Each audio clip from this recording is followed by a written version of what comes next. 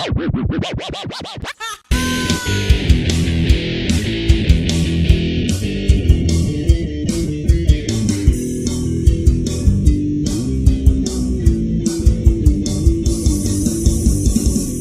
to Anti-Fiction. This is a weekly nonfiction podcast where each week a theme is chosen, and I, Christian Yates, am joined by two guest hosts to talk about stories related to that theme. My guest hosts this week are actress and now director Kylie Pauley. What's up? And acquaintance Andy Mattingly. Hello. So our theme this week is 911 calls. So I'll go ahead and get started. I know that you guys made, you guys picked mostly disturbing ones, right? Yeah, definitely. Well, I picked a couple, funny ones to lighten the mood at the end. Yeah, there you go. But before we get started, has anybody ever had to call 911 for anything, other than, if you were in a car accident? I've called 911 once because somebody else was in a car accident. And then I was just told it happened on private property to call back if they got hurt. Oh, and that was it. Oh my God. That was the whole call. I don't think they got hurt. So I had 911 called on me from my house. We used to have a house that was a complete security system. It was high tech as hell. But I forgot to enter the right code one day. And it was wailing all through the house, and then it called 911, and the officer arrived, and I was 15 when this happened, and I was just bawling my eyes out, and the officer was like, "Dude, it's okay." I called 911 once. So I'm driving. It's in rural area, and I call 911 because I look through the tree line, and I see this bright orange light, and I see smoke going up into the sky. It's dark, and I'm there's a freaking building on fire. So I call 911, and they're like, all right, well, what's your location? Because I need to know how to route it. And I'm right on the borderline between two cities. So they're we need to figure out which fire department to send. So I'm okay, well, let me figure out what the address is. So I turn off onto the road, and I get closer to the building, and then I discover the building's not on fire. It just has a really bright orange light out front. Oh my God! So I'm just I am so sorry. The building's not on fire. And they're oh, okay, bye. Oh my God. So that's not nearly as serious as some of the other calls that I'm sure that we're going to read about today. Yeah, definitely. So my first one, I did, I think 5 or 6 I've got. This one is Pittsburgh, Pennsylvania. Curtis Mitchell called 911 on February 5th, 2010, complaining of abdominal pains. And at the time, Pittsburgh was in the middle of a massive snowstorm, and EMTs never made it to the house, despite Mitchell calling 10 times throughout the weekend. Oh my gosh. Right? Jesus. Here is some of the dialogue from the first call. He says, I need a paramedic, man. I need him bad. My stomach is messed up real bad. It's killing me. EMS was dispatched after the second call, but they stopped a half a mile from his house because they were unable to get through the snow. And the EMS driver told dispatch, tell him we're here. If he can walk across the bridge, we'll be glad to treat him. After the third call, EMS made it within 4 blocks, and this time the driver said if he wants a ride to the hospital, he's going to have to come to the truck. After 7 more calls, Mitchell died in his house. Oh my God. Oh shit. Yeah, EMS never made it. Pittsburgh Director of Public Safety Mike Huss later said, it is unacceptable. You get out of the damn truck and you walk to the residence. That's what needed to happen here. So that's the laziest, I understand there's a bunch of snow. Yeah. But you're the frickin' EMS. Well, one story I skipped over was from Cleveland. Mm-hmm. And they a woman called because her father, who had brain surgery 3 weeks, I think, before, had passed out and fallen, hit his head again, and started to have a seizure. And so she's on the phone, and she's hysterical. She's 17. Right. And she starts cursing. And the guy goes, "You don't have to get an attitude with me." Oh my Yeah. god. And so then Seriously? she hangs up and calls back trying to get a different person, but she gets the same person. And he says something like, "Are you going to talk to me respectfully now?" or something like that. And she's like, "Are you going to send a fucking ambulance?" Right? Fuck you, And dude. so she hangs up, calls again because he doesn't send it. And then after the third call, he transfers it to, whoever he has to go to be like, "Hey, send an ambulance out."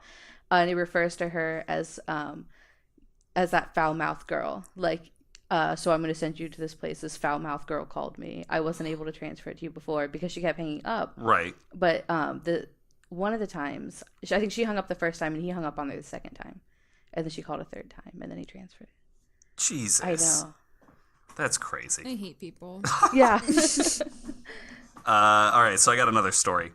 This is Congress, Arizona, July 21st, 2012. And I have some of the transcript from the call. Now, my concern with this story is that I found it in one place and nowhere else. So I'm a little bit afraid that this one's not true, which goes against the theme of the podcast, but it's a weird enough story that I couldn't not share it. True story, maybe. Yeah, true story, maybe. Question mark at the end. It's true story adjacent. Yeah. All right, so this is the transcript that they had that I found online. The operator says, 911, what is your emergency? Caller says, greetings, am I speaking with a living human being? Operator says, pardon? Am I speaking with a living human being? Yes, ma'am, what is your emergency? Thank you. We have a friend who came over to visit us, and he passed away while he was here, so we'd like to have somebody come and pick up the body. And the operator says, ma'am, what is your name? And the caller says, my name is Living Being.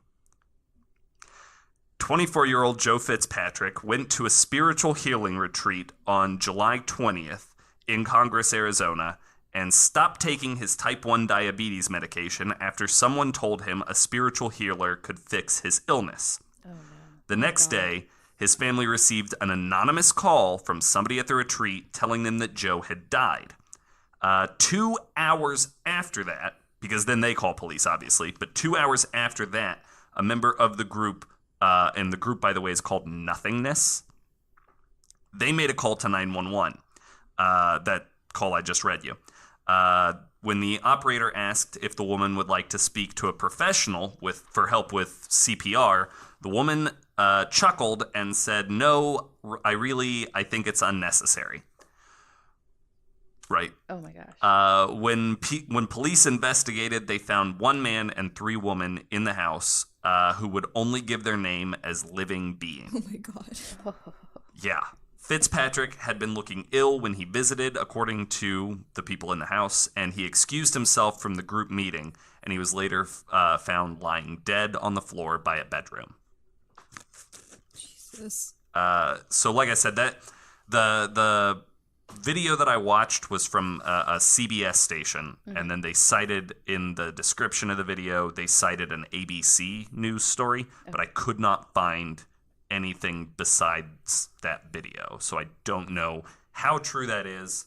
I Googled every possible thing I could think of to try and find another source. I know that Congress, Arizona is a real place. That's Yeah. as close as I got. Yeah. That sounds like, I mean, like when people think about like being an EMS and you're like, oh, I couldn't do it because of the blood or the guts or whatever. But like, imagine getting a call like that and somebody's like, my name is Living Being. I'd be like, well, But, all right. okay. Have a good day. Your name's what now? That's the weirdest part is like, I'm wondering if at the beginning of the call, the woman is like, am I speaking with a living human being? I wonder if she's asking if like she's Are you speaking part to of another my member cult? of the cult. I think that's what Right? she was Yeah, that asking. had- Like yeah. a little bit of me thought that like a living human being. And I'm like, okay, so they think of only themselves Right. as living. Like, Oh, sorry, you called 911 on Earth. Let me transfer you. right. Let me get you the Neptune office. Portland, Oregon, March 8th, 2011. So this is, his name is Timothy Chapek. He calls 911 and says, I just broke into a house and the owners came home. And the operator says, you broke into a house? Yeah. Where at? I don't know. Okay, so are you still there? Yes. Okay, so are you with? And then he says, I think they have guns. Oh my God. And then the homeowner, Hillary McKenzie, comes in and notices that there is someone in the shower. Timothy Chapek. Oh. He called 911 while he was in this woman's shower, taking a shower, by the way. Taking a shower. I had this one written down. I'm upset. Oh, no. So she says to him, why are you in my house taking a shower? He says, I'm sorry. Who are you? My name is Timothy Chapek. Why are you in my house? I broke in. I was kidnapped. I'm calling the police. I already called them. They're on the phone right now. Mackenzie then called the police as well, and Chapek was arrested soon after, hair still wet from the shower. Oh my goodness. They had said they were talking to him, and like he seemed very intelligent, but like clearly had like mental health issues. So he very well could have been kidnapped, I guess. I was gonna say, did he not know where he was? Did he think he was at his home? No.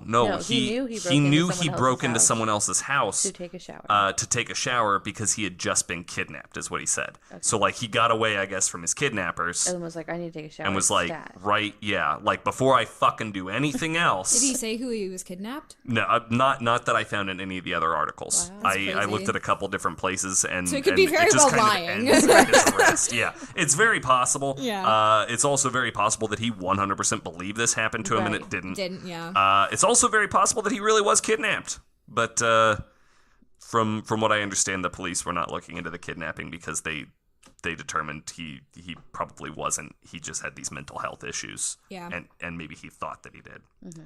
All right. So this is not a fun one. Oh yay! I love it.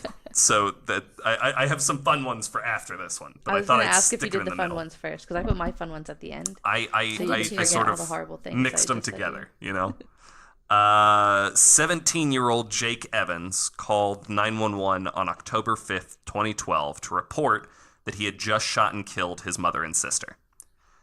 He remained very calm for the entire 20-some-odd minute conversation with the dispatcher. It's like a 24 or 5 minute phone call that he ends up being on with the dispatcher. I didn't put the entire transcript of the video of the audio, on here. But so he reports that he shot them, and the operator asks, "Is there any reason that you were so angry at your mother and your sister?" And he says, "No, I wasn't. It's weird. I wasn't even really angry with them. It just kind of happened. I'd been kind of planning on killing for a while now." And the operator says, "The two of them or just anybody?" He says, "Pretty much anybody." And she asks, "Why?" I don't know. I really don't like people's kind of attitudes. I think it's kind of, they're very like, emotional, I don't know, verbally rude to each other and stuff like that. And she says, "Right, I don't know. It's okay. It's just my family, I don't know, they're just kind of really, I guess this is really selfish to say, but to me, I felt like they were really suffocating me in a way. I don't know, I can't, obviously, I'm pretty, I guess, evil, but that's, I don't know, whatever, I'm sorry." And she says, No, don't be sorry. It's all right. I'm listening. You have my undivided attention. And stays on the phone with him while she dispatches the sheriff, or the sergeant, to go out and collect Jake. He goes on to describe the shooting in detail, and at one point he mentions that he doesn't want his family to see. He doesn't want to see his family. His dad's away on business in Washington, D.C. His grandparents live across the street from them with one of his sisters, and then his other sister is out at college. But he doesn't want them to be allowed to see him. Like he said, I don't know how it works, but I just don't want any visitors of any kind. And the operator asks if he wants to hurt himself, and he hesitates, and he says he's really freaked out by guns now. And he doesn't like the feeling of killing someone. But then he says, "I assure you, I don't like myself."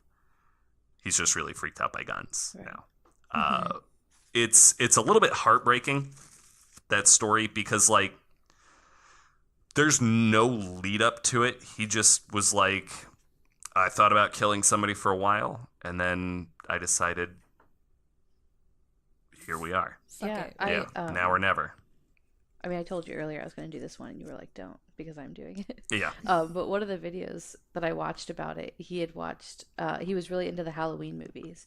He said Okay. he really Oh, admires. yeah, I did look at him. Yeah, he really admired the killer's lack of empathy, and I think that probably he felt like he didn't have empathy. Right, but then it turned out that he did a little bit. Maybe a little Shit, bit, that's or so at least fucked up. he might have also been like I don't know how much you know about the BTK killer, but he talked about in his confession he would like in great detail describe very plainly how he murdered adults, but then with children he would like hold back on the details because while it didn't necessarily bother him, he knew it bothered the people around him to hear about children being like murdered, and so he like had an understanding of it upsets you guys, so I won't tell you about it. So it sounded a little bit like this guy had an understanding that like I should definitely feel bad about it, and I know my family members are going to feel bad about it, so I don't. Maybe he doesn't want to be around. That's just me assuming things, so I don't know. Yeah. I listened to the audio from it like several times, and like every single time, like I felt a little bit differently about it. Like, I mean, kind of like you're saying, like at first I'm like, why is he so calm? Like clearly he has no, like, I mean, like he's saying, like he just doesn't like people. He doesn't feel like he's a part of people as a whole. He was planning on killing for a while. So like I kind of felt like that at first too. And then like it was like, I don't know, he calls himself evil. He What like was that when quote he again? What he said? Maybe. what do you mean where he talks about being evil? Yeah. He says, I don't know, I can't obviously, I guess, or I'm pretty, I guess, evil, but that's, I don't know, whatever, I'm sorry. So I mean, he doesn't even know if he's evil. He's like, People are just I calling know, him Right. I evil. know what other people call Yeah. evil, and I think I fit the bill. But listening back through him tell the story of what he did, like as soon as he shot his sister, he was like, oh, this was a bad idea. Oh, okay. Like, and like hearing him recount it, hearing himself say it out loud, he's like, the fuck have I done? Like I could hear that in his voice. Like the more I listened to it, I mean, he knew what he was doing, and he went through with it, and he knew it was wrong the whole time. Yeah. But afterward, he realized that the gravity of it, I think. Like, he didn't like the feeling of killing someone. He wasn't this emotionless, non-empathetic monster that he originally kind of thought that he was. I don't know. It's the more I listen to it, the more I'm like, I mean, obviously, like, I mean, should he be put away? Absolutely. But he probably also needs, He needs like, help. he needs help. Yeah. Which is something that, that like, toward the end, like, when she's asking, and by the way, the operator deserves some kind of award. I don't know if Yeah, I they know. give awards to dispatchers, but this woman needs an award. Yeah, I was when she said, "Oh no, don't be sorry. You've got my undivided attention." I thought that was so smart because especially if he had done it for some kind of attention, you know, like some serial killers, they like to talk about what they did, Right. you know what I mean? So that way he would never get off the phone and run for it or something. Right. I thought that was really Right. smart. I agree. But yeah, like she says, you know, a lot of people like think that we're here to do bad things to people, but we're not. We're here to help, and we're gonna get you help. Like we're here to help you. Yeah. So, yeah, she deserves an award, a promotion, Something. a cash prize, a vacation. All of the above. all of those things. Everything. Here's a lighthearted one. Oh, yay! Gosh, good. I don't have a place or a date for this one, but I heard the video not even that long ago. Like this is just the transcript. I have no context for this one, but it's hilarious. So the operator answers 911 emergencies, and a little boy says, "Yeah, I need some help. What's the matter?" "With my math." And the operator says, "With your mouth?" "No, with my math. I have to do it. Will you help me?" Oh my god. "Sure. Where do you live?" "No, with my math." "Yeah, I know it. Where do you live, though?" "No, I want you to talk to me on the phone." "No, I can't do that. I can send someone else to help you." "Okay." And he says, "What kind of math do you have that you need help with?" "I have takeaways." "Oh, you have to do the takeaways?" "Yeah." "All right, what's the problem?" You have to help me with my math." "Okay." Oh my god. "Tell me what the math is." "Okay. 16 take away 8 is what?" The operator says, "You tell me. How much do you think it is?" "I don't know. 1?" He says, "No. How old are you?" And the boy says, "I'm only 4. 4? Yeah. What's another one? That was a tough one. Oh, here's one. 5 take away 5. 5 take away 5. And how much do you think that is?" 5. At this point, we hear a new voice in the background screaming, "Johnny, what are you doing?" "The policeman's helping me with my math." Oh my god. "What did I tell you about going on the phone? You said if I need help, to call somebody." Oh my "I God. didn't mean the police." That's the transcript. That's amazing. So good. That's one of my favorites, though. So, Like, I do need to know that was one of my lighthearted ones. So we're gonna have a harder come down for my story. Damn. But I listened to that one probably 5 or 6 times Oh, yeah. because I listened to a bunch of them that were so scary or whatever that that one was so funny. I just kept You over need and to over like get the again. lighthearted ones Yes, after you hear the sound. yeah. After or the way the mom goes, "I didn't mean the police," was so. That's what made me, because at first I was like, maybe this isn't real because there was no context or like information with it. right. I was like, maybe this one isn't real, but that sounded like such an exasperated mother. Yeah. Yeah. I didn't mean the police. It was amazing. That's perfect. I have one more teeny tiny little one. Okay. This actually just happened very recently. This is April 12th, 2018. Emergency radio correspondence indicates reports of a tiger running around in Harlem near 166th and St. Nicholas.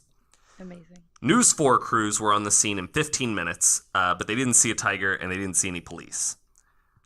Police shortly afterward confirmed that there was indeed an animal loose on Harlem streets, but it was a raccoon. How do you get that confused? It was a big-ass big raccoon. was the Big-ass raccoon? raccoon. It was a big raccoon. Even a big raccoon would look like a baby tiger. It was if maybe the anything. biggest raccoon in recorded history.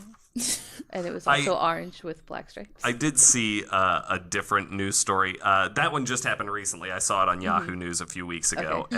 and I had run across, while researching stories for this episode, there was a guy who called 911 at like 2:30 in the morning, right when the bars are closing, right? So they assume he's drunk. And he reports that there's a giant pig in the middle of the road. Biggest pig he's ever seen. And they're like, "Sir, have you been drinking?" He's like, "I'm not drunk. There's a huge pig in the middle of the street." Police get to the cross streets that he gives, and a hippopotamus has gotten loose from the zoo. Shit! Biggest pig I've ever seen. Biggest pig Right. ever. Oh my god. Those are all of my stories, though. So, who was next? Kylie guess is I am. next. So, All right. So go ahead and depress us with. yeah, this is literally the most depressing thing I've ever written. Well, so back in June of 2014, there was the whole thing with the Slender Man stabbing Okay. victim. Yeah. Yeah. So, two 12-year-old girls by the name of Morgan Geyser and Anissa Weir lured their friend, 12-year-old Peyton Lintner, into the woods after having a sleepover with her the previous night. The two girls were obsessed with Slender Man. They'd like gone on the Creepypasta wiki, and on the wiki they said that if they killed someone close to them, that they would go live with Slenderman in his mansion in the woods. Oh my goodness. Oh, buddy. Yeah, so I think these that would girls... be a deterrent against killing people. No, I'd be like, oh, I don't I'll want to never fucking kill live someone. with him. If I was going to, I won't now. Well, So- but maybe if you live with him, then he doesn't kill you, and then Yeah, you're safe. yeah, you That's guys are the like only way to besties. truly be safe from the Slender Man Yeah. is to go live with the Do Slender you Man. imagine being besties with Slenderman? That would be I so great. literally cannot. It's a little bit like me walking somewhere with Christian because I'm all the way down Literally. here and he's very tall. And Well, okay. But I don't have a bone white face. Okay. A little bit. Well, okay. Right. I'm Slender Man. yeah. Christian Slenderman. The secret's out, everybody. So they stabbed Peyton repeatedly, just barely missing her heart at one point. But they stabbed her enough time to get her like in really bad condition. So this local biker was like just riding his bike on the path, and he heard like a bunch of like whimpering and stuff. So he went in and he saw Peyton in the woods, bleeding to death. Oh my goodness. So Shit. he immediately called 911. And the weird thing is, like, he's so fucking calm about this entire situation. And you can't hear Peyton because she's trying to save her breath and stuff like that. But while they were on the phone, the dispatch asked the stupidest fucking question I've ever heard. He said, "Is there any blood?" Is there any And blood? I'm like, Well, she's been fucking stabbed. She's been stabbed. and then the caller's like, well, her clothing has blood on it. So it's like, holy shit. Yeah. But when he kept on asking her who did this to her, and Peyton was silent until the evidence was brought up. Oh no. So the whole thing has come out now. Anissa will be committed to a psychiatric hospital for 25 years, and Morgan will stay in for 40 years. Holy shit. Yeah.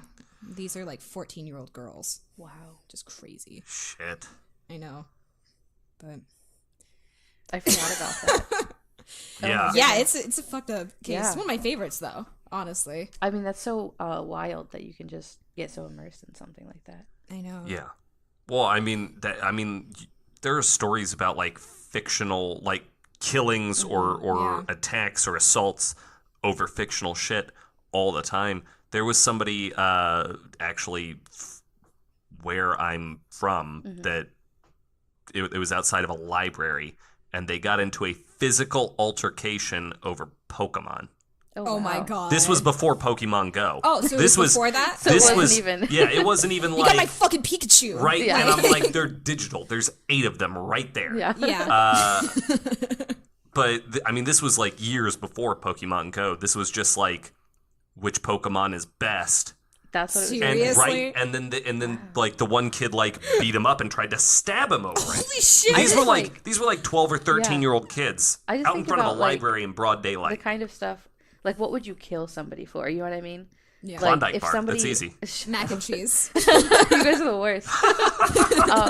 I remember I took a self-defense class in college, and one of the first things she did was like, what kind of stuff do you do to like defend yourself? And there was like, I mean, it was a class of like mostly like 18-year-old women, right? Like, we're new Yeah. on Ohio University's campus, and we, gave up like different suggestions, but one of them was like, oh, I carry my keys in between my knuckles. Yeah. And she said, well, all of those things are good things, but you have to be mentally prepared to use them. Are you mentally prepared to put your house key through somebody's eye if they attack you? Hell yeah. And I was like, oh, I'm not. And so I left. I was like, I will not waste any more of your time. Excellent question. And I will Thank you, never and have a leave good my day. dorm room again.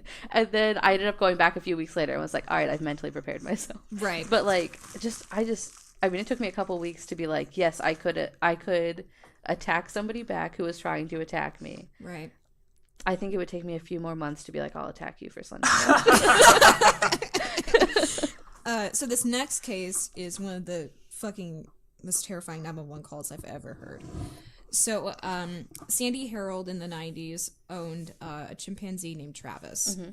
And she raised him from his infancy to adulthood. And she had a friend named Charla Nash who always came over and like cared for Travis and like would play with Travis and just like she's really became a member of the family. So one day Charla came over and I think she made a bad mood or something. And Travis violently attacked her. Shit. Oh my god. The 911 call is fucking terrifying. But, so Harold called the police immediately, as you do. Right when a fucking chimpanzee attacks somebody. Right? And the transcript goes, send the police up with a gun. With a gun, he ripped her face off. Oh my the god. 911 Oh goes, my god. he ripped her face off. Harold says, he's trying to attack me. Please hurry. Okay, I need you to calm down a bit. They're on their way. Please hurry up. He's killing my girlfriend. Who's killing your friend? My chimpanzee. She's dead. Oh, She's dead. God. Why are you saying she's dead? He ripped her apart. Oh my god. Oh my So, god. Oh my god. Jesus. in between that, the call and stuff, Harold stabbed Travis in the back and in the heart until he fucking died. Nash sustained horrific injuries. Oh my God. Somehow Nash is still alive. Really? Yeah, she's horribly deformed. Travis tore off all of her fingers. Shit. Yeah, and Chimpanzees are fucking strong. they're fucking terrifying. But she's I knew like, they were strong, but not rip your fingers off strong. yeah, Oh they my like ripped gosh. her fingers off. He like tore her nose off at Oh one my point. God. Like Oh all my this god. I fucking thought terrifying. when you said he raised the chimp from infancy, I was like, oh, it'll be fine then. Right, No, it's yeah, not. he's That's been not around where this humans is all his going. life. He's good. Exactly. It's Oh so my fucked cow. up. And there's pictures of it if you look on Google, if you beware. Yeah. It's awful. Just about a year ago, or 2 years ago, she was on Oprah and finally revealed what she looked like. Yeah, I remember that. Ridiculous. Crazy. I don't think I watched it. I don't really like watch it. I don't even But remember that's it. why you don't raise a fucking wild animal. Oh yeah. Especially a Yeah. chimpanzee. I'm wary of my cat sometimes. I can imagine. Oh my god. This next one is also fucking wild because I cannot imagine how this lady had the balls to call 911. So, in Ashland, Ohio, Great. oh, I love it. It's amazing. Ohio's Okay. great. There was a man named Sean M. Great who raped, mutilated, and killed 5 women in his apartment. My God. Woo! All right, we're off to the races. So Washington Post said they caught him by sheer luck. He picked up a woman who had been out walking, took her to an abandoned house in a desolate neighborhood of Ashland, and tied her up, forcing her to engage in sexual activity. She managed to loosen the ropes and called the police as Sean slept beside her. Oh my God. Holy cow. shit, right? Talk about fucking badass. I know. Holy shit. And I'm just like, how do you get the balls to do that? Why did he fall asleep too?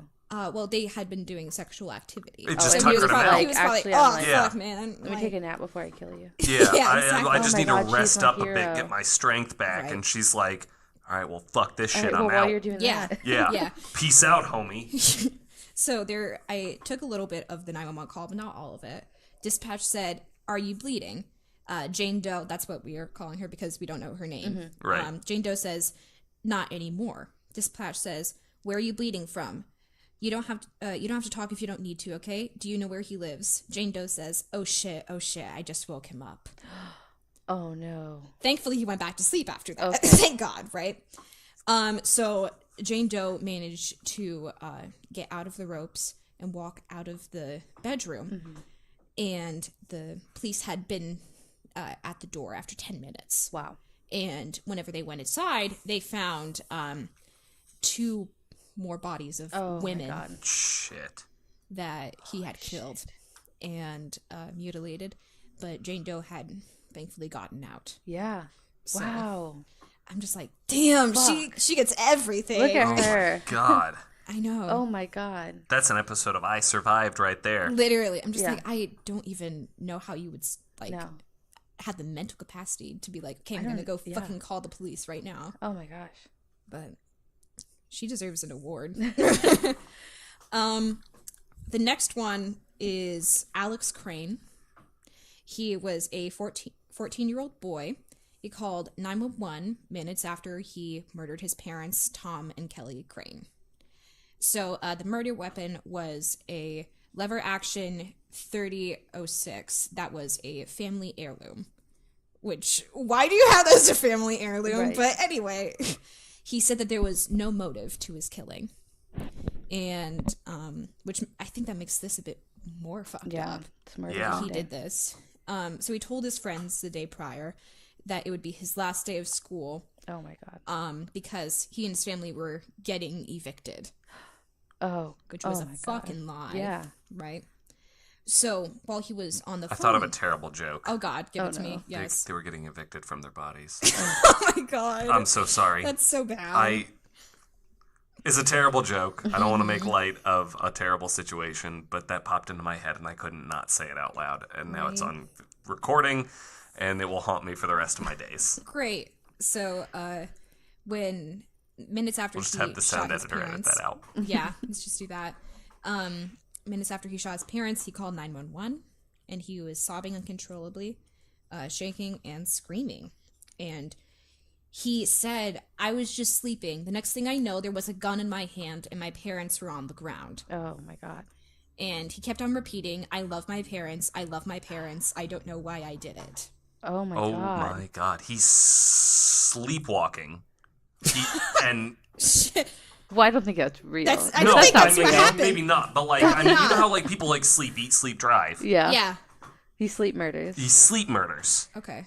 Like, I That mean, makes I sense. don't know if he had like a history of night terrors or anything like that, but like sometimes that like I you think- get up and you move around during them, and Yeah. like there have been reports of people like injuring themselves or others, or killing themselves or others because they're Oh yeah, what's sleepwalking. that thing that Mike Birbiglia has? What's What's that called? Shoot, The yeah, REM disorder or something? yeah, some kind of REM disorder. Yeah. Yeah. Like that. Damn. Like, I mean, and he's injured himself. He like Yeah, he jumped out of that. jumped out of a window. Oh Yeah. my God. That's crazy. So I mean, it's It could be Maybe. possible. very possible that he really did just sleepwalk sleep murder. murders. He Sleepwalk sleep murder. murders. Or Yeah. he lies while he's awake. Or he lies while he's awake. If Or it that's could be it. both of those Maybe. things. You're right. Maybe he lied about. Well, just the only reason that I would say that is that he lied to his friends about not coming back to school. I think that it was planned. Yeah, so that's hints towards premeditation, right? My next one is something that sounds like my family. So Michigan teen Jonathan Hoffman called 911 minutes after his grandmother shot him 8 times. Holy. Yeah. So her motive behind it was because she found out that he was smoking weed. Oh well, I mean, you can't have that You devil's can't have lettuce that in your shit house. in my house. So Jonathan called the 911, and he was saying, "My grandma shot me. I'm going to die. Please help me." Oh God. And How old did you say he was? He was 18, Oh. I think. 18 or 17. Oh, honey. And he... After she heard him calling the police, the grandma came in and fatally shot him. Shit. Oh my. I was really hoping he was about to get away. I thought No. so too. And I really then he thought he was said, gonna make it. Crawl to safety. I got shot again. Please help me. I'm going to die. Oh my God. And then after a while, he went quiet, and all you could hear were the sobs of his grandmother after realizing what she had done to her grandson. Twice, like she shot him 8 times and then came back and shot him again. Yeah. Holy shit. What did she think they were Nerf darts? What did she think she was doing? Oh no, I But shot they you 9 played times that and then shit you to died. her Whoops. in court. They did? Yeah, and she was Fucking fucking good. losing it. Good. It was, Yeah. I was Fuck like, I was her. like, yeah, bitch. Over weed? Oh my God. Oh my God. But here's a good one. This Right is a now, happy like one. if he had a meth lab in her house, I would understand that a bit I more. could a I little would bit understand be like punching him in the why face. would you start a meth lab in my Yeah. house?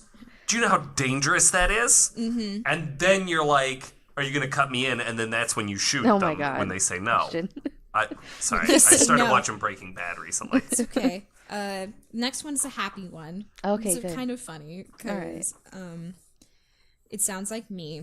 So this lady was in the Walgreens parking lot, and she called 911 due to car troubles. Okay. And she claimed that she could not get out of her car and it would not start because the engine was like fucked up or something. Electrical was not working and the door would not open. Please be reminded that this is the most white suburban mom voice I have ever heard. It's Amazing. It's just amazing. And dispatch was like so confused because she was like, I'm locked in my car. Dispatch goes, Unlock are you car. able to pull the lock up on the door and open the door? You should be able to do that, even if it's electrical. Woman goes, I tried. Oh, okay. I got that going. Okay. But, Of course. Yeah. Oh my goodness. But the last one I will share is hilarious. It is Everett Lang's. It's very, very short because I could not find like shit on this. Mm-hmm. So this man was in his 40s, and he called police at night to complain that he could not bring his cat into the local strip club. I agree. My cat's my best friend. Right. And I don't know why I can't take him more places. I got Yeah. another terrible joke, but I think that you can all guess what I it know is. Oh my what it god. is. Keep yourself. So when the police arrived, Everett was like super drunk with his cat, and he refused to get a taxi because he was fucked up. And now he is in jail for a $4,000 bond. Wait, is this cat allowed to be in jail with him though? Oh shit! I want that. It's my Jail cat. emotional support cat. Yeah. I need it here in jail with me in my time of need. That's all I got. All right. Yeah. That's a good one to end with. Oh, well, we still got to get to yours. I meant get for to her. mine. I meant Oh, that was okay. a good. Okay. Yeah. No, I we're just not meant like that stopping was right really now. funny. That was me hinting. I was like, oh, I actually didn't do it. And so I'm glad I had all this. Okay. So the first one I did was BTK. So on December 8th, 1977, Dennis Rader, who is also known as BTK, murdered Nancy Fox in her home. So before the murder, he parked the car a few blocks away. He then went to her house. He'd been following her for a while. That was kind of his MO. He knocked on the door to make sure nobody was home. Nobody was, so he snuck in the back. He broke into the back. When she got home, he bound and strangled her, and then by his own confession later, he, quote, kind of cleaned the house up, went through, checked everything, and then left. So very shortly after the murder, and I listened to it a couple times, he was either walking back to his car or in his car driving, but you can distinctly hear like a lot of wind, other cars passing by. So this was like right after the murder. He calls 911. The conversation is really brief, but it goes, the operator answers dispatcher, and he says, yes, you will find a homicide at 843 South Pershing Street, Nancy Fox. And the operator says, I'm sorry, sir, I can't understand you. What is the address? A second operator jumps in, I believe 843 South Pershing. BTK says that is correct and hangs up. Oh shit! Completely calm. Oh my god! Okay. Yeah. As far as I know, that's the only time that he called the cops on his own murder. They found her right away, obviously. But like he said in his confession, when he was caught, he had time to clean up, so there was nothing to go on from the crime scene. That was the biggest break they had in the case so far, and it led to nothing. So that happened in 1997. Dennis Rader was caught in February of 2004. Damn. 27 years later. That's insane. Yeah. Oh. Incidentally, the way he was caught, because he had this thing for calling the police and kind of taunting them or sending them evidence and that sort of thing. Right. Yeah. So by the time 2004 comes around, they did some kind of special. It was like 30 years after his first murder, and they were like, it was like a news thing, like 30 years later, we still haven't caught this guy. Let's talk Right. about that evidence. And so he gets in contact with the police again and is like taunting them, like, ha ha ha, you didn't catch me. And starts sending them evidence. And then while he's in contact with them, asks them something along the lines of, it's like too much work to send you all of this by mail. Can I just put everything on a floppy disk? Can you track my that? God. And they were like, no, we can't track that. So he put everything on a floppy disk, and that's how they caught him, because you can't track that. That's so. Isn't that funny. wild? That's Yeah. nuts. I know. Yeah. So that's, he was convicted in February of 2005. It always confuses me when murderers do that. I know. They're like, here's Like, all my you're fucking so evidence. careful. Yeah. And I'm like, And he thought he dude, was so, like, you're not the Zodiac killer. You're not the Zodiac. You haven't earned what he's earned. Yeah. Fucking Ted Cruz is the best killer of all time. Yeah. But I got all that from the footage of of his confession from Murderpedia and from True Crime Magazine. Okay. So this next one is something I just heard about, which I was kind of surprised by, just because I look at this stuff a lot. But because I'm going to read you all the transcripts, it's really important that you hear all of them in detail. Mm-hmm. But just imagine a man hysterically crying while he's saying them. So on New Year's Eve in 1980, dispatchers got a phone call from a man asking for an ambulance because a girl had been hurt. So it goes like this. Oh, sorry, I just lost my spot on the page. It goes like this. The man says, yes, please send a squad to Pierce Butler Road, Malmberg Manufacturing Company machine shop. Please send an ambulance too. There's a girl hurt there. And the operator asks, can you tell me what happened to her? The man says, just hurry. She's laying on the ground in the back by the railroad tracks by the engine room. Hurry. The operator asks, what's the address? He says, I don't know. The operator says, who are you? Hello? And then he hangs up. So the police go out and they find Karen Potak, who had been severely beaten, especially around her head, and left for dead. They get her to the hospital and she does live. So a few months later, the same man calls again, saying he killed a woman named Kimberly Compton. He starts out with, will you just find me? I just stabbed somebody with an ice pick. I can't stop myself. I keep killing somebody. And then it goes silent. The operator asks, hello, are you there? And he hangs up. 2 days later, he calls again. He says, don't talk, just listen. I'm sorry for what I did to Compton. I couldn't help it. Don't know why I had to stab her. I'm so upset about it. I keep getting drunk every night. I can't believe I did that. I dream. I can't think of getting locked up. If I get locked up, I'm going to kill myself. I'd rather kill myself than get locked up. I'll try not to kill anybody else. And then he hangs up. Okay. Damn. Yeah. So at this point, they sort of dub him the weepy voiced killer because while he's on the phone, he's crying. And weepy is the perfect word for it. He's sort of whimpering. It's something. I mean, you definitely listening to it, I think is part of what makes the story so haunting. 14 months after Kimberly's death, the police find Barbara Simmons. She's been stabbed to death. 2 days after they found her, they get a call from a man. This is the phone call. Operator says, fire emergency. The man says, please don't talk, just listen. I'm sorry I killed that girl. I stabbed her 40 times. Kimberly Compton was the first one over in St. Paul. I don't know what's the matter with me. I'm sick. I'm going to kill myself, I think. The operator asks him where he is, and he says, I'm just going to... If somebody dies with a red shirt on, it's me. I've killed more people. I'll never make it to heaven. The operator tries to calm him down, but he hangs up. Jeez. Yeah. Pretty shortly after this happens, the 911 calls go on the news, and so people are calling in saying it's this person. It wasn't enough to go on though, right? Just another person saying it sounds like this person. It wasn't enough to go on. They didn't make any arrests. But they start looking into it and find out that he had worked near where Karen Potak had been murdered and quit in 1977, but he had worked there for 3 years. And so they are at this point following him essentially. And he knows that they're keeping tabs on him. Anyway, he still meets up with a sex worker whose name is Denise Williams. They have sex and then at his apartment, and then he offers to drive her back to where he picked her up from.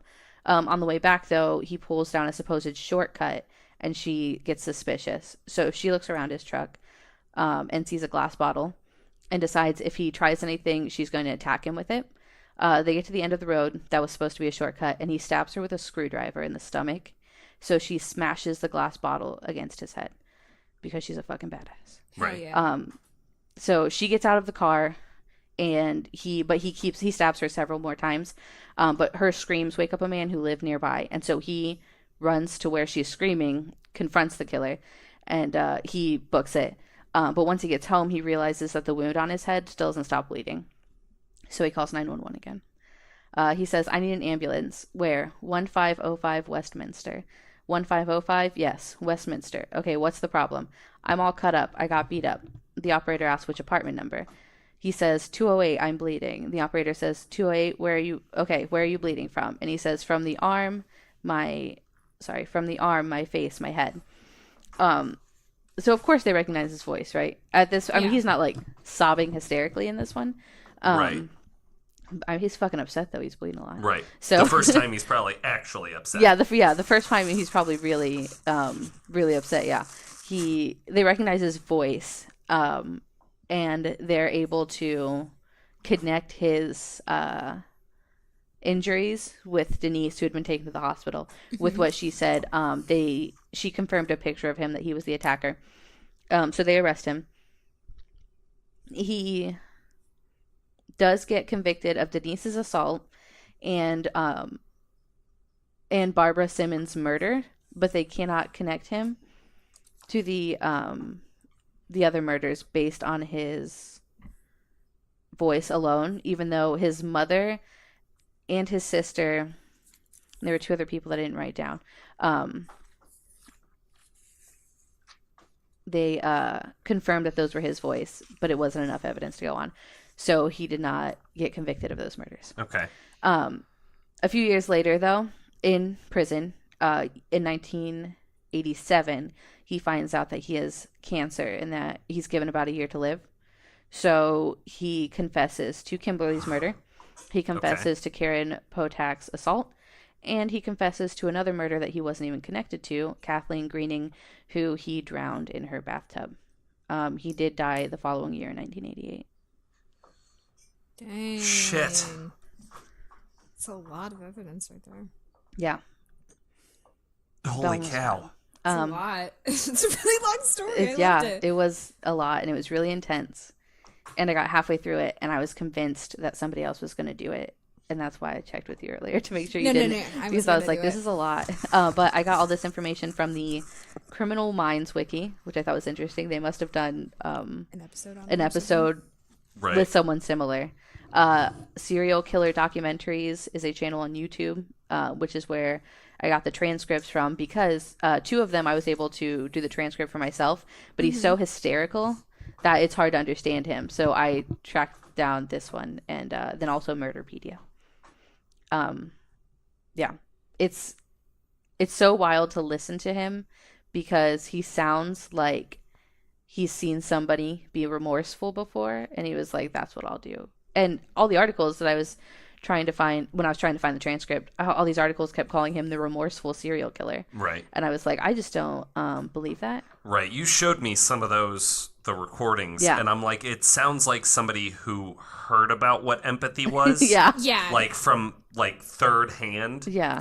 And was like, or like only knew about empathy from soap operas. Right. It reminded me a lot of the phone call from the staircase. Yeah. I don't know if you know about that. This guy, he calls 911 after his wife has fallen down the stairs, and is like laying there dying, and like he's hysterical. He's not listening to the 911 operator. Yeah. But like it sounds staged. It sounds like that. Yeah. It sounds very forced. Staged. Yeah. And that's what the recordings that you showed me, Sound that like weepy me. voice killer, it sounds like someone who's trying to be over the top and barely intelligible, so that you can, like, he wants you to believe he's upset, right, but it not. Doesn't actually sound like it. Yeah, that's exactly what to me that's what it seemed like.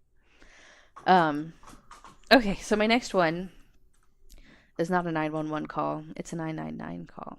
So I branched out a little bit. 999. Yeah, it's like That British sounds like- or English or Okay. English. I don't know. Sure. Are those the same thing? Oh, I'm about to sound British? real dumb. British is the British Isles. Yeah. England is just the country of England. There are multiple. Okay. Yeah. it's confusing. Somebody cut that out. I sound really stupid.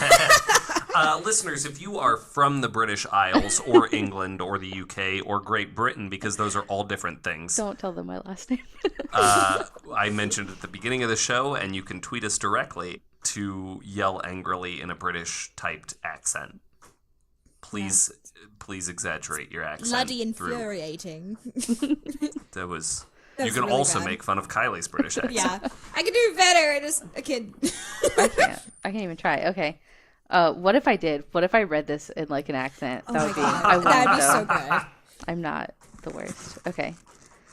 So the operator answers, police emergency. And a man says, someone just threw a big concrete slab through my back window and ran off. The operator asks, of the house or a car? What are we talking? And the man says, no, sorry, of the back window of my house. The operator says, in the house. Okay, what's the address, please? The man gives him the address, 30 Abbey Gardens, Mottram. The operator asks, did you see them? I seen one, yeah. Do you know them? No, I don't know them. Do you know why they've done it? No, I haven't got a clue. So you saw one person running off, yeah? Yeah. Which way did they run? What direction?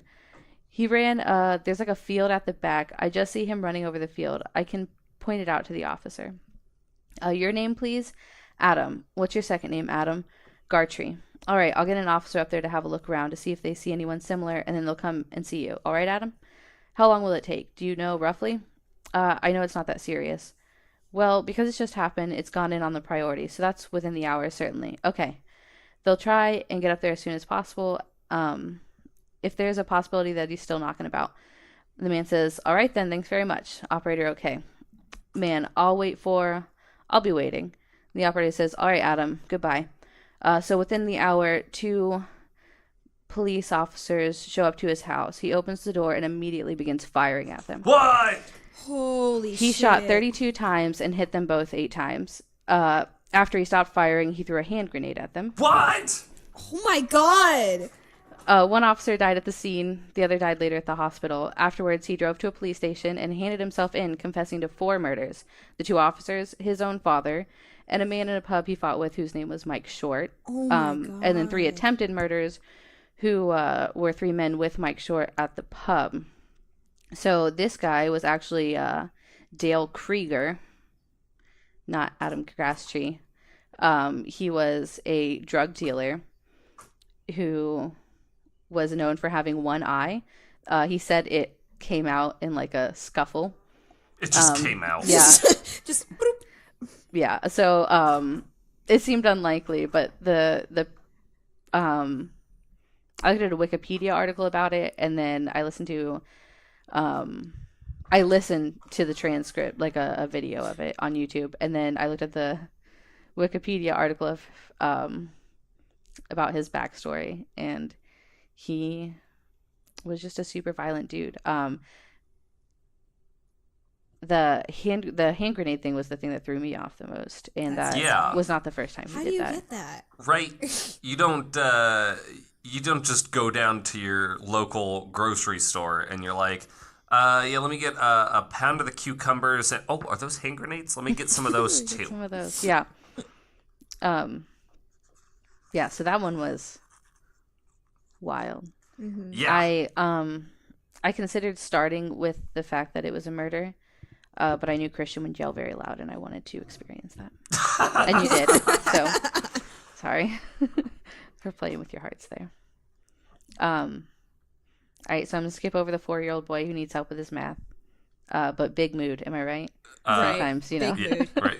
Every day. I don't know what that means. I don't know what your kid's slang Oh my god. is. You're not hip with the kids. I'm not hip with the kids. I don't know what that means. Okay, Is it so a this drug is my. thing? It's not a Get drug off my thing. lawn. All right. No. So this is my last one.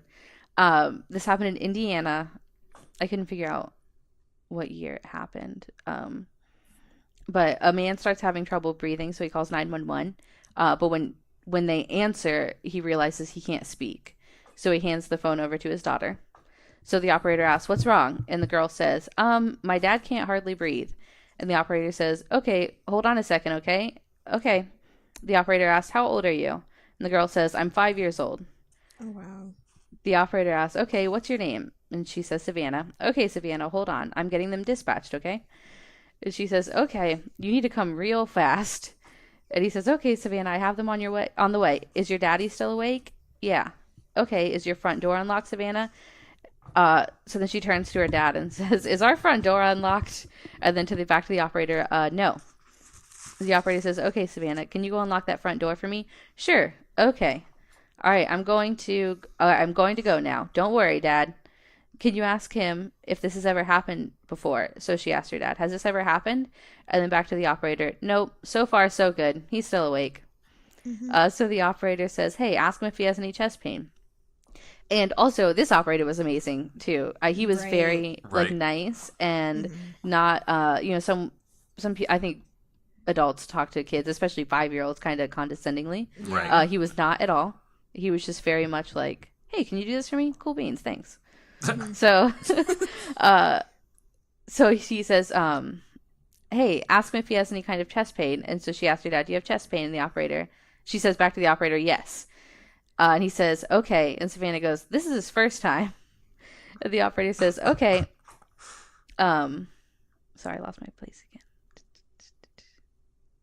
The suspense. This is his first time. And the operator says, "Okay, I got them on the way." So, and she interrupts him to say, "Okay, we're in our jammies, and I'm in a tank top, so I'll have to get dressed." Oh my god. And the operator says, "Okay." And she says, "I don't know what I'm going to wear, but he really needs oxygen real fast." And the door's unlocked.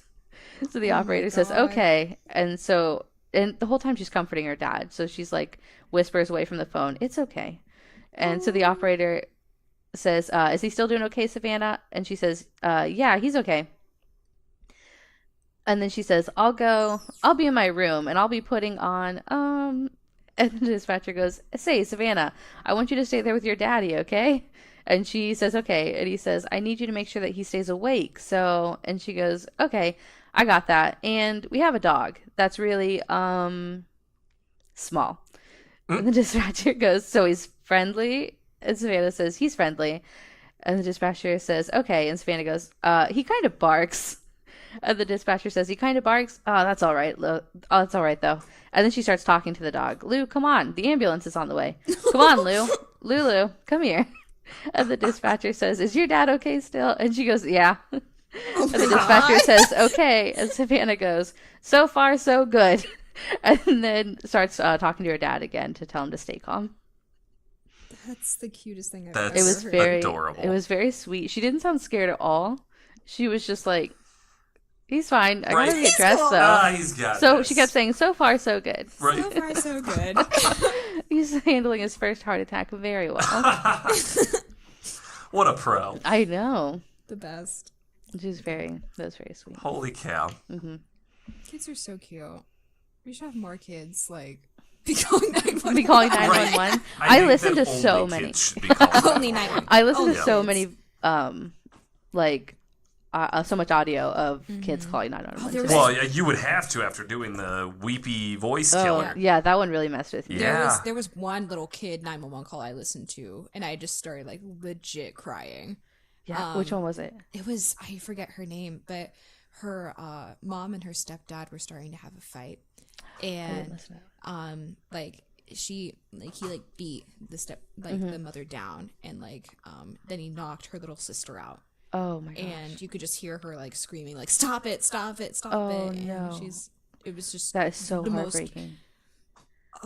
I just couldn't. I was like, I'm not going to include that. That's too depressing. But now I did, Now you so did. that's okay. I listened Well, to one that what was a great note to end on. Yeah, I listened to one that was really I don't even know what adjective I would use. But the little girl, she got home from school, she got off the bus, and her parents were at home. There was I guess some kind of miscommunication, and they both thought the other person was home.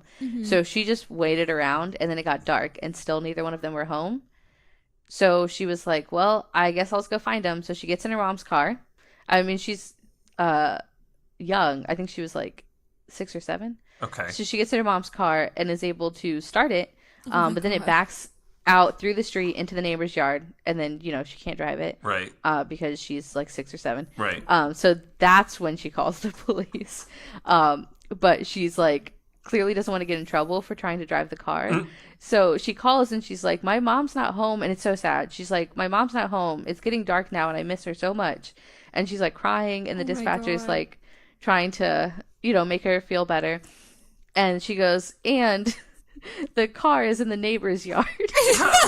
And the dispatcher's like, "How did the car, how did that, get into the neighbor's yard?" And she goes, "Somebody backed it into the neighbor's yard." And I was like, "No, it's okay. Just tell them."